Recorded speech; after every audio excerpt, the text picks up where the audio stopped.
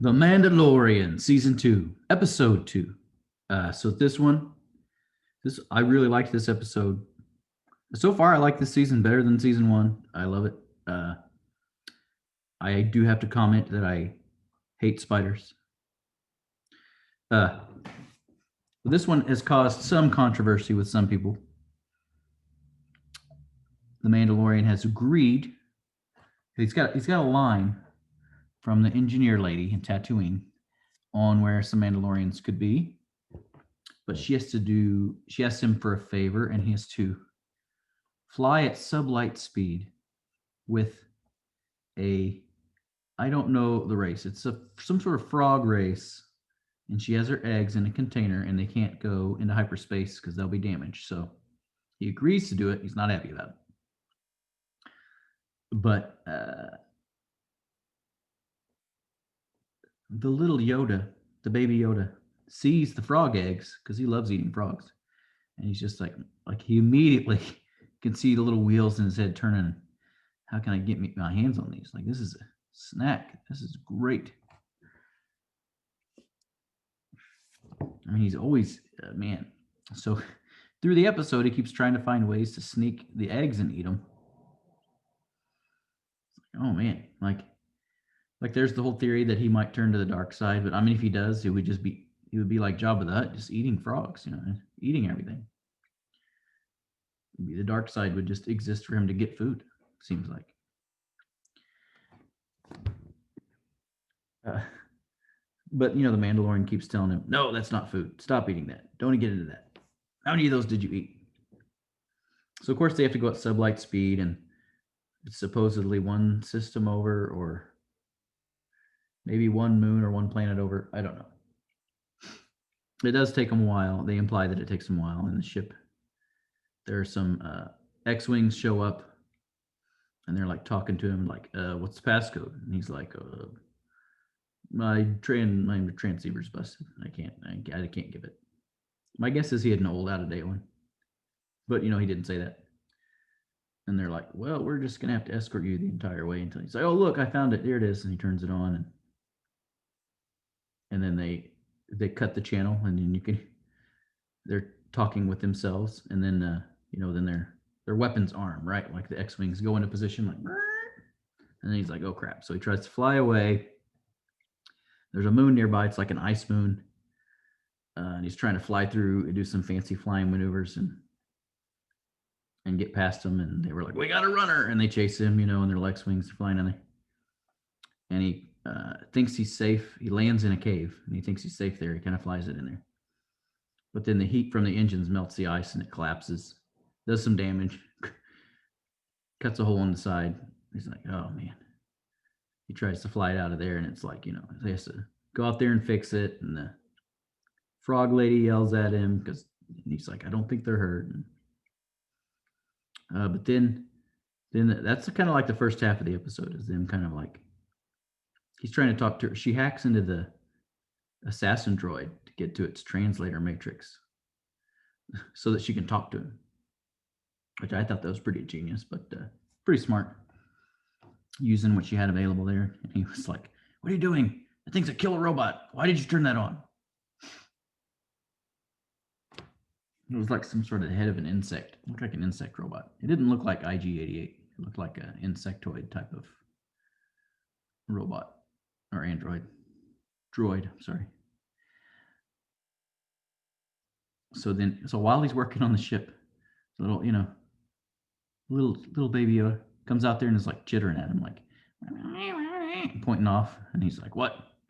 Where did she go?"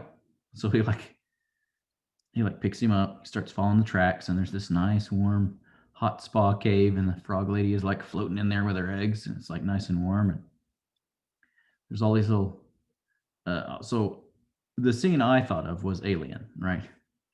All little egg sacs flying in this huge, nice warm cavern. And what I found odd was, well, Baby Yoda, opens one and eats one of the, baby spiders. They're spider sacs. They're spider eggs. But then what I found odd was that they all started waking up. Like I'm not sure what happened to trigger them all waking up. Like the heat from the natural caves there. Like if the ship would have been right on top and its heat was venting in there to warm them up to heat up. Like I don't know. Something caused them to wake up and they start hatching. And so then they have to hurry and get the eggs out of the water and put back in their little basket. And then frog lady, and they got to run back to the ship while the spider's chasing them. And mama spider shows up, and it's like a giant one, and it's trying to get on them, and it jumps on the ship while they barely get in there inside, and you're blasting all the little baby spiders. And so that part was a good action sequence, and I can't stand spiders, but that actual sequence kind of reminded me of when the Outer Limits came back in the 80s or 90s. It was not the newest Outer Limits that just is happening, but the one right before that in the 80s.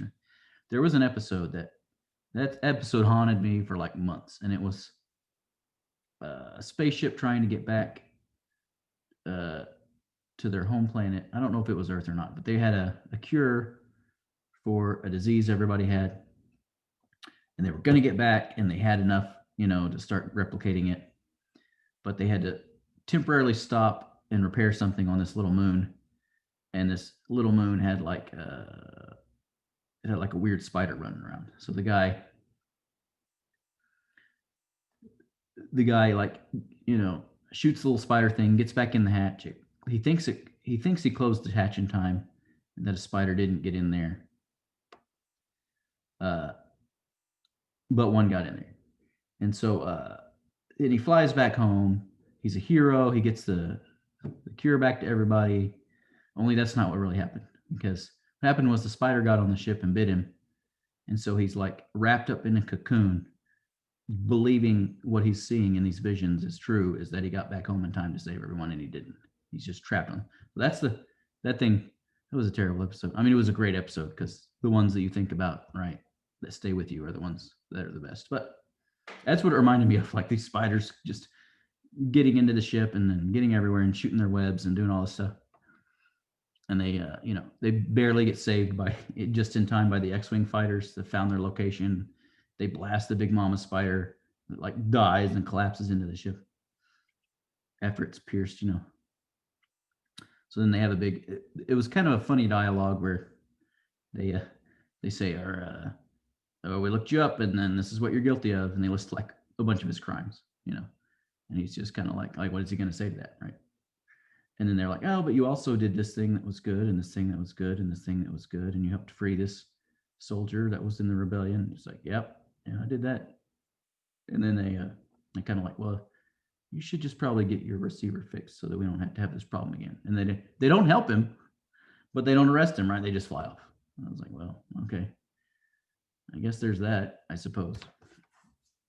Well, that was interesting. It was a great episode. I loved it. It was full of action. And, if you're like me and you hate spiders, then you could say it was a horror episode, but it was definitely tense and interesting. And then, yeah, I still don't know if that Baby Yoda's bad or like, because, babies don't know what they're doing is bad necessarily, but he just had this look in his eye when he was eating the mama's eggs. Like he kept sneaking them, finding one.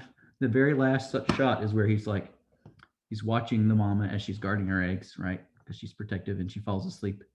And then he like turns around and he had one, and he's holding an egg, maybe hidden, he just eats it. It's like, man, what is going on? So there's some controversy about him, I guess, eating the eggs. Maybe he has self-control issues. I don't know. We'll find out in later episodes, I guess. Maybe he'll use the Force to just bring him food. I don't know. All right. Well, I enjoyed the episode. I want to say, if you like my content, please like and subscribe. And thank you.